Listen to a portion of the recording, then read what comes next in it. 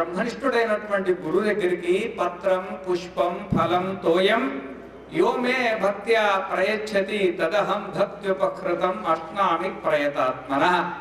పత్రం జ్ఞానం కూడా ఊరికే పట్టుకోదు, జ్ఞానం కూడా ఊరికే పట్టుకోదు అన్నమాట. ఇప్పుడు టెంట్లు వేసిండ్రు, కొన్ని డబ్బులు ఇచ్చిండ్రు, మీరు ఇచ్చిన వాళ్ళకైతే పడుతుంది.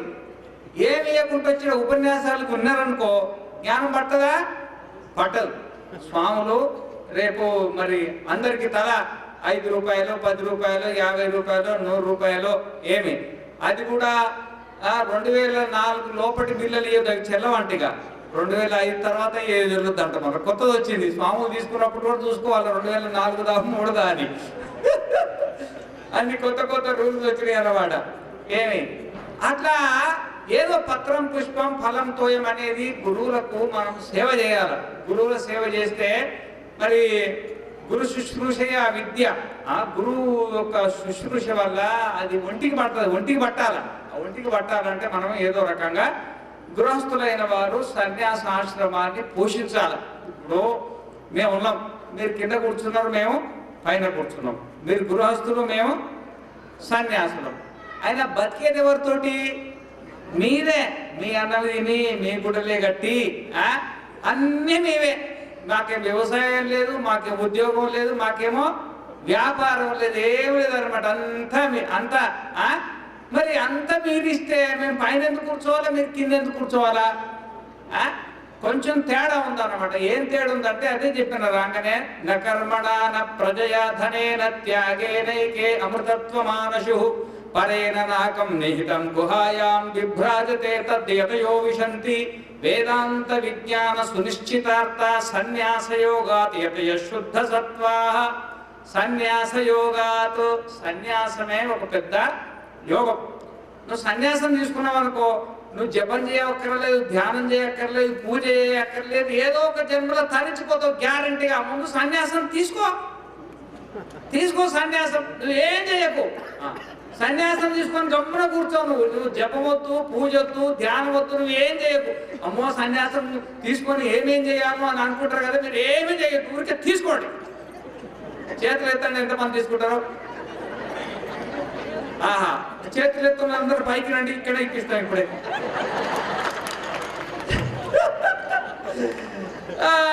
అదే అనమాట.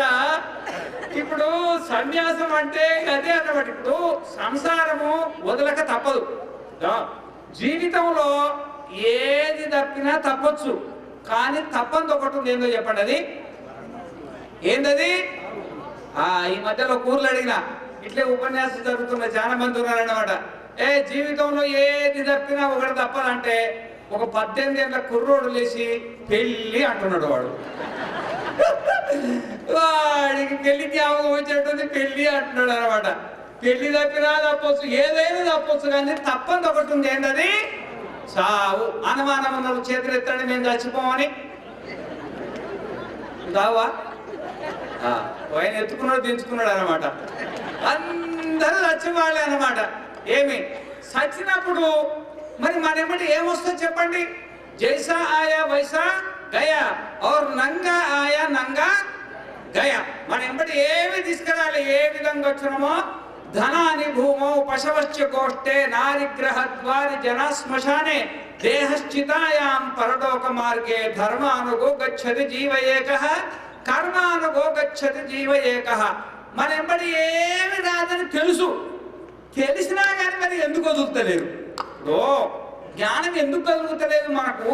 మీకు భగవద్గీత మాకంటే మీ దాంట్లో కంఠస్థం చేసే వాళ్ళు చాలా ఉన్నారు. భగవద్గీత కానీ, వివేక చూడమని కానీ, ఇంకా మంచిగా ఆత్మబోధ కానీ, ఇంకా చాలా గ్రంథాలు అవగాహన ఉన్నారు, చాలా మంది ఉన్నారు. నేను కడపలో రామకృష్ణ వేదాంతం లక్ష్మణయ్య శిష్యులు వచ్చేసి మాతో తర్కం పెట్టుకునే వాళ్ళు అనమాట. వేదాంతం అంటే ఏంది, అదంటే ఏంది, ఇదంటే ఏంది అని బాగా మంచి కడపలో మంచి జ్ఞానాలు ఉన్నారు, మంచి జ్ఞానులు ఉన్నారు.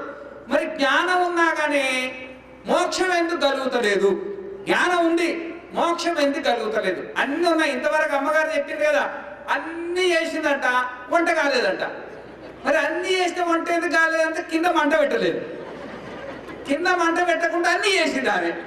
ఏది కాలేదన్నమాట. తిరగబోతేసింది, అన్నీ వేసింది, కూరగాయలు వేసింది, తిప్పింది, మూత పెట్టింది, అరగంట సేపు కూర్చున్నది, కింద మంట పెట్టింది. అవుద్దా?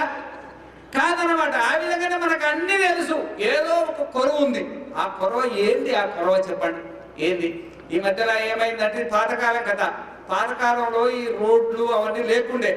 ఎవరైనా ఆ పండరీపురం పోవాలంటే పడవలలో పోయేవారు. పండరీపురం పోవాలంటే పౌర్ణమికి పెద్ద పూజలు జరుగుతాయి. షిరిడి దగ్గర పండరి ఉంది కదా, పండరి దగ్గర షిరిడి ఉంది కదా, అక్కడ మేళ పౌర్ణానికి ఊళ్ళలో 20-30 మంది కలిసి ఈరోజు పౌర్ణానికి పోయి మనం అక్కడ పోయి ఆ స్వామిని సేవ చేసుకుందాము. పాండురంగ స్వామి దగ్గర అక్కడ అంతా భజన చేస్తారనమాట. ఎంత బాగుంటుందంటే అసలు ఆ పండరిని వదిలిపెట్టాలా అని అనిపించదు అనమాట. మీరు ఏకాదశికి పోండి, ఎవరైనా పోతే పండరికి మామూలు రోజులు పోకూడదు. ఏకాదశి రోజు పోండి, శుద్ధ ఏకాదశి రోజు పోండి. అసలు ఏం పండుగ మనం ఆడ కూర్చుంటే మనకు శరీరం ఉన్నట్టు తెలియదు, మనస్సు ఉన్నట్టు తెలియదు, ఇంద్రియాలు ఉన్నట్టు తెలియదు అనమాట. మనకు ఒక అమనస్క స్థితి, అశరీర స్థితి వస్తుంది అనమాట, ఆత్మస్థితి వస్తుంది అనమాట. అంత భజన చేస్తారు అక్కడ పండరిపురంలో. ఏకాదశి రోజు పోయి చూడండి ఏం పండుగ, ఎంత భజన. ఆ విధంగా ఒక భజన మండలి వాళ్ళు మంచిగా పడవ తీసుకొని బయలుదేరింది అనమాట. అంత భజన చేసుకుంటా చీకట్లు అంతా పనులన్నీ అయిపోయినాయి. తెల్లారి సరిపోవాలా, ఏకాదశి రోజు ఆ స్వామిని పూజ చేసుకొని రావాలా. ఇక అందరు కూర్చొని ఇక ఊరికే భజనలు చేస్తున్నారు. కొంతమంది ఏమో చేతనైన వాళ్ళు ఏమో తెడ్లు వేస్తున్నారు. ఇక తెల్లవారింది అనమాట. తెల్లవారి చూసేపటికి వాళ్ళలోనే ఉన్నారు. తెల్లవారిన దాకా తెడ్లు వేసిండ్రు, వాళ్ళలోనే ఉన్నారు. అరే ఏమైంది? సగం దాకపోయి అడ్డం తిరిగింది అయింది. మళ్ళీ ఏం నిద్రలో సగం మంది నిద్రపోతుంది, కొంతమంది భజన చేస్తుంది. ఏమైందని చూసేపటికి ఆ పడవ నీళ్ళల్లో కొట్టుకోపోకుండా తాడు కడతారు కదా, ఆ తాడు వదిలిపెట్టలే వాళ్ళు. ఆ తాడు అట్లే కట్టేసింది. తెల్లవారిన దాకా తెట్లేసిండ్రు. పండరి పోతారు వాళ్ళు, పండరి వాళ్ళలోనే ఉంటుంది అనమాట. మన కథగా అంతే. మనము భగవద్గీత పారాయణం చేస్తున్నాము, జపం చేస్తున్నాము, ఉపదేశాలు తీసుకుంటున్నాము, అన్ని వివేక చూడమని బ్రహ్మసూత్రాలు అన్ని చదువుతున్నాము. కానీ ఇంటికి కట్టిన తాడు, భార్యకు కట్టిన తాడు, పిల్లలకు కట్టిన తాడు, సంసారాన్ని కట్టుకున్న తాడు అది తెగనిస్తున్నావా? అది తెగాల. అది తెగితే పండరి గ్యారంటీ పోతాం మనం అందరం అన్నమాట. అది తెగకుండా పండరి పోతావా? పండరి పోలేవన్నమాట. అందుకని అది తెంచుకోవాలనుకున్న ఎంతమంది వచ్చేది లేదండి. మరి ఆలస్యం ఎందుకు? రండి పైకి వచ్చేసేయండి. ఇంత దగ్గరకు వచ్చిన అంత మీకు మాకు 10 గజాల దూరం ఉంది. అంత దూరం నుండి వచ్చిన వాళ్ళు ఇంత దూరం రావడానికి ఏముంది? స్వాములు చిత్తంగా సన్యాసం ఇచ్చేస్తారు. మీరు ఏం చేయొద్దు, జపం చేయొద్దు, ధ్యానం చేయొద్దు, పూజ చేయొద్దు, సన్యాసం తీసుకోండి, మా ఆశ్రమంలో తినుకుంటే కూర్చోండి. అన్ని ఏర్పాట్లు చేస్తాం, రూములు ఇస్తాము, భోజనాలు పెడతాం, అన్ని పెడతాం అన్నమాట. రండి తీసుకోండి. ఆ సన్యాసంలో అంత ఉన్నదన్నమాట. అందుకే సన్యాస యోగాతో, సన్యాసం అంటే మనం ఊరికే అనుకుంటాం. సన్యాసం అంటే ఈ మధ్య కాశీలో పొద్దునే తెల్లవారుజామునే 3 గంటలకే చేస్తారు స్నానాలు. 3 అంటే 3 గంటలకి ఎంత చలి అని పెట్టారు. ఎముకలు ఊరికే చలి పెడుతున్నా కానీ ముసళ్ళు కూడా 80 ఏళ్ళు 90 ఏళ్ళు కూడా కట్టె పట్టుకుని నమ శివాయ అని కూడా పోతుంటారు అనమాట. పోయి ఆ స్నానం చేసి ఆడ మట్టి ముంతలు దొరుకుతాయి, మట్టి ముంతలు. ఆ మట్టి ముంతలలో నీళ్లు ముంచుకొని కొత్తాయి. ఆ నీళ్ళని తీసుకుపోయి అభిషేకం చేసుకొని ఎలుతురు రాకముందే ఇళ్లలోకి వచ్చేస్తారు అమ్మగారు. తెల్లవారకముందే, ఎలుతురు రాకముందే మళ్ళీ ఇళ్లలోకి వచ్చేసి మళ్ళీ ఇళ్లలో సంసారాలు చేసుకుంటారు అన్నమాట. అట్లా కొన్ని వందల మంది, కొన్ని వేల మంది అన్నమాట. పోయి చూడండి మీరు, ఒకసారి కాశీకి పోయి చూడండి. చూసి ఇక్కడ వాళ్ళు ఏం చేస్తారంటే పోయి లాడ్జీలు మాట్లాడుకుంటారు, సత్రాలు మాట్లాడుకుంటారు. 8 గంటల దాకా మాట్లాడుకుంటారు, 9 గంటలకు దర్శనానికి పోతారు. అందరూ అట్లా కాదు. కానీ అట్లాంటి వాళ్ళు నీకు ఎక్కడ కనబడతారు? భక్తులు 3 గంటలకు లేవాలా, లేచి గంగా నది తీరాలను చూస్తే ఆనందం చూడు, ఆ భక్తి చూడు ఎట్లా ఉంటది అంటే ఆ పరిస్థితి చూసి మనకు జ్ఞానం కలుగుతుంది. అరే మనం మానవ జన్మ ఎత్తేసినాము, మనమేమో సంసారంలో మునుగుతున్నాము, వాళ్ళేమో గంగలో మునుగుతున్నారు. సంసారంలో మునిగిన వాడికి మోక్షం కలుగుతా చెప్పండి? గంగలో మునిగిన వాడికి ఏదో ఒకటి కలుగుద్ది, అసలు కలగకుండా పోతున్నవాడు. ఒక ఆయన స్నానానికి పోతున్నాడు అనమాట. స్నానానికి, ఇది నీళ్ళ సమస్య కాదు ఇది, అది తెల్లవారుజామున పోతున్నాడు అనమాట. పోతూ ఉంటే పాపం ఆయన కొంచెం మసగా అక్కడ రోడ్ల ఒక ఆయన ఆడ ఏం చేస్తారంటే ఇట్లా గరీబులు ఉంటారు కదా, గరీబులు ఇళ్ళ వైరాగ్యం కలిగిన వాళ్ళు వెళ్ళారు, కొంతమంది భిక్షగాళ్ళు రోడ్డు లైన్ కూర్చుంటారు. వస్తే వాళ్ళు 5 పైసలు 10 పైసలు పావులు పరక ఇచ్చి బియ్యం రొట్టెలు ఇచ్చిపోతుంటారు అనమాట. ఇక వాళ్ళ రిజర్వేషన్ ఆనే కూర్చుంటారు, సంవత్సరం అయినా ఆనే కూర్చుంటారు. పోతే మళ్ళీ ఇంకోటి నుంచి కూర్చుంటే సీట్ దొరకదు, వాళ్ళ బాధ వాళ్ళది అనమాట. రిజర్వేషన్ చేసుకుంటారు, రాత్రి ఆనే పండుకుంటారు, పగల ఆనే పండుకుంటారు అనమాట. వాళ్ళు బాగా పడుకున్నాడు అనమాట. ఈ దారి పడి పోతున్నాడుగా జపం చేసుకుంటూ నమశివాయ నమశివాయ నమశివాయ అనుకుని పొరపాటుతో ఒక ఆయన కాలు తగిలింది అతనికి. ఎవరు ఆడ పడుకున్నాను.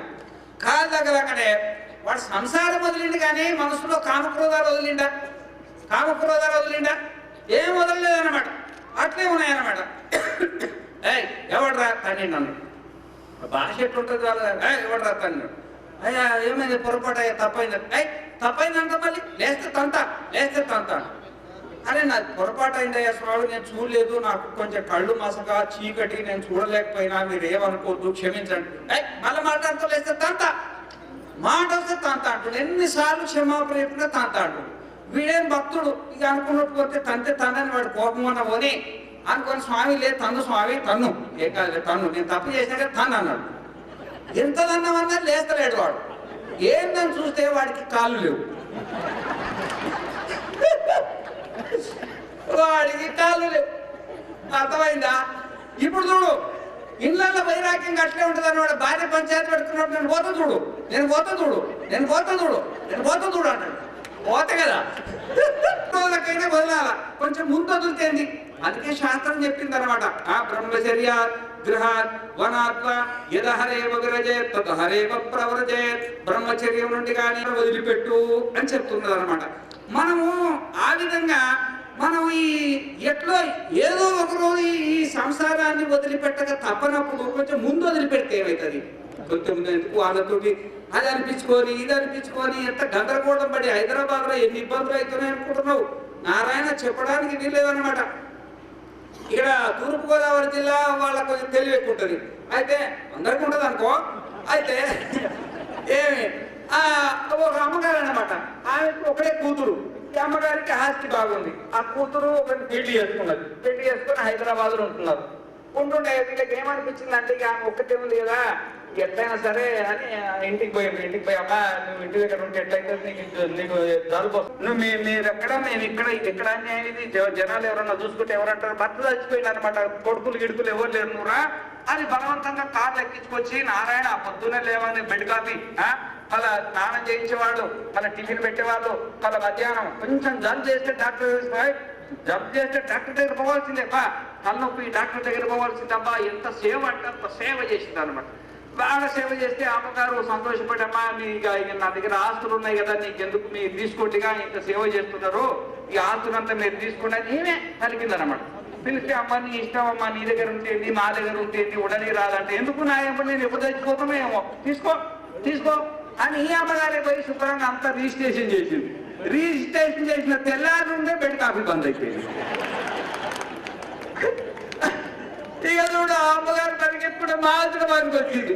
స్వామి ఇట్లా పరిస్థితి అయిపోయింది. ఎట్లా అదే ఆమె ఇంత ఆ కొడుకుల బిడ్డలకి ఇచ్చి చచ్చిపోయిన దానికంటే ఏదైనా ఆశ్రమానికి ఇచ్చో, ఏదైనా వృద్ధాశ్రమానికి ఇచ్చో, అదే వృద్ధాశ్రమం ఉంటే ఎంత బాగుంటుంది చెప్పండి. సంసారంలో భగవంతుడు ఏం చెప్పిండంటే, సంసారం సంపాదించాలా, సంపాదించింది మొత్తం సంసారానికి ఇవ్వద్దు, కొడుకులకి వాళ్ళకి ఎంత ఇవ్వాలనో కానీ మొత్తం ఇవ్వద్దు అన్నమాట. నీ భాగం నువ్వు ఉంచుకొని నువ్వు ఇంటి నుండి బయటకు వెళ్ళు, నువ్వు ఏడుంటావో ఉండు, నువ్వు పొలంలో ఇల్లు కట్టుకో, నువ్వు ఏమన్నా కట్టుకో, కానీ నీ ఆస్తిని ఉంచుకోవాలి. అంతా నమ్మి వాళ్ళ చేతులు పెట్టమని ఏ శాస్త్రం చెప్పలేదు అన్నమాట. కాబట్టి మనకు ఆత్మజ్ఞానం కలగాలంటే ఈ సంసారాన్ని వదిలిపెట్టాలా.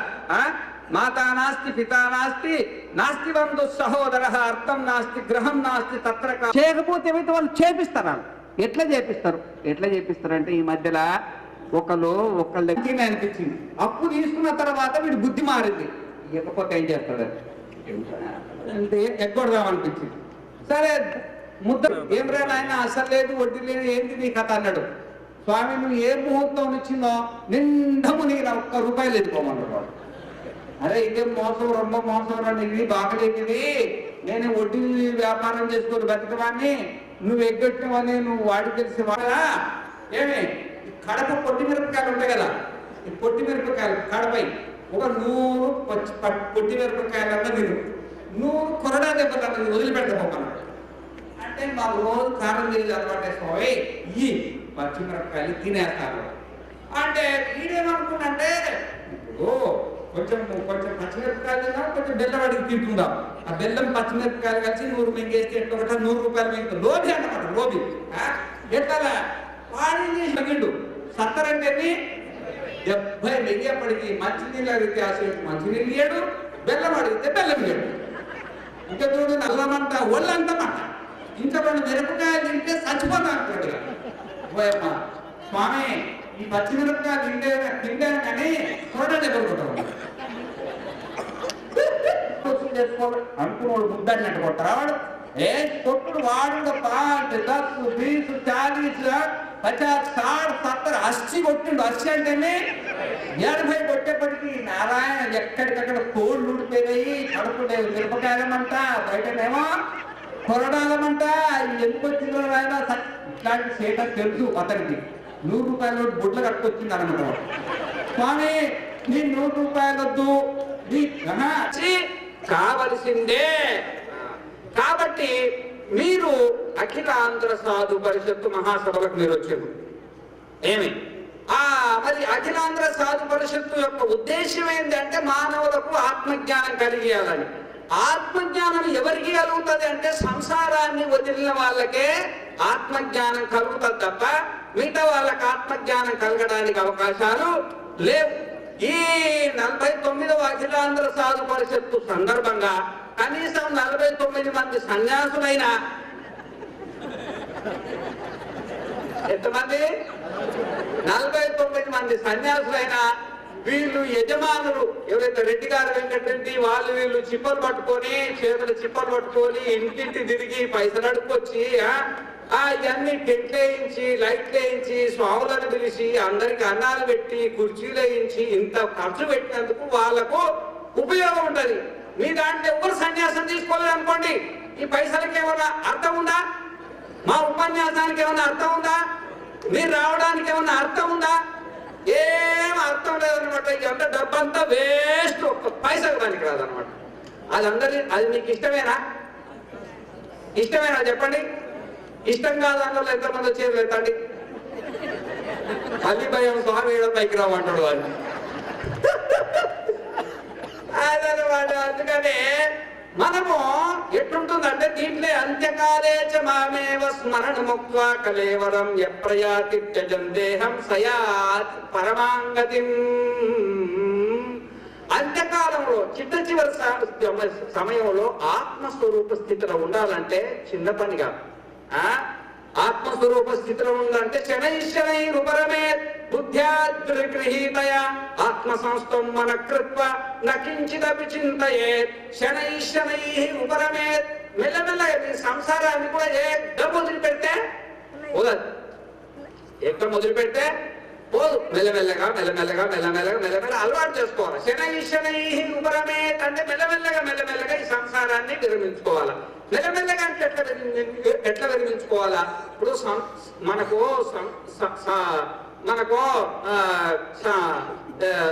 సంవత్సరానికి ఎన్ని రోజులు చెప్పండి బుద్ధియోగం అంటే ఇదే శ్రవణము మననము నిధిధ్యాసనాన్ని బుద్ధియోగం అంటారు అనమాట అంటే ఉపనిషత్తు పారాయణం చేయడము భగవద్గీత పారాయణం చేయడము సూత్రాలు పారాయణం చేయడం అది అర్థం చేసుకోగలగడం దాన్ని అర్థం చేసుకోవాలన్నమాట కొంతమంది ఉపన్యాసాలు చెప్తుంటారు అన్నమాట ఉపన్యాసాలు ఎట్లుంటుందంటే రాముని తోక వివరుండిట్లనియే రాముని తోక వివరుండు ఇట్లనియే రామునికి తోక ఉంటుంది నన్ను చూసిన మీరు గుళ్ళలా దర్శనాలకు పోతుంటారు కదా రాముని తోక రామునికి తోక ఉంటుంది అని ఎక్కడన్నా ఉండదు కానీ మరి పివరుడు లేదే లేదు అసలు పివరుడు రామాయణంలో పివర శబ్దమే లేదన్నమాట మరి రామునికి తోకెట్లొచ్చే మరి రామాయణంలో పివరుడు ఏ నుండి వచ్చే అంటే వీడి అజ్ఞానం వల్ల అనమాట రాముని తో ఇక్కడ కలపాలి ఇక్కడ కలపాలి రామునితో కపివరుణ్ణి ఇట్లనియే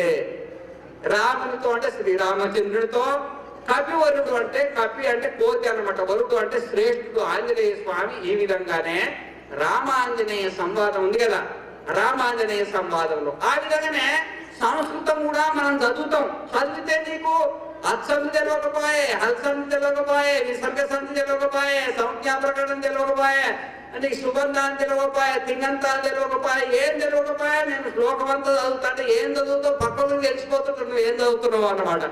కాబట్టి దానికి సంస్కృతము అంటే దానికి అంత భాషా జ్ఞానం ఇవన్నీ అవసరం అన్నమాట.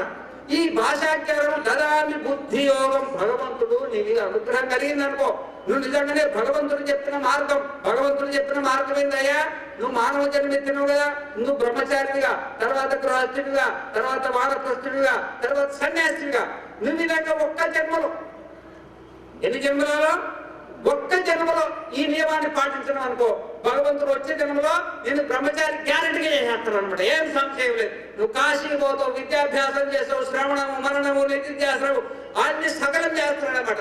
ఆ విధంగా దైవ మార్గాలు మనం ప్రయత్నం చేయాలి. దైవ మార్గం భగవంతుడు చెప్పిన మార్గం. భగవంతుడు వేదాలలో ఏ మార్గం చెప్పిండంటే పశువులు ఎట్లా పుడతాయో అట్లా చచ్చిపోతాయి, మానవుడికి అట్లా ఎట్లా పుట్టాలో అట్లా చావడు అన్నమాట. అవతార పురుషులు అలవాట మామూలు ఎవరు లేట. ఇట్లా ఈ అవతార పురుషుల యొక్క జ్ఞానము, వాళ్ళ జ్ఞానాన్ని మీరు విన్నారు, వాళ్ళ యొక్క దర్శనం కలిగిందంటే మీరు ఎన్ని జన్మలు చేస్తున్న పుణ్యం అనుకుంటున్నారు.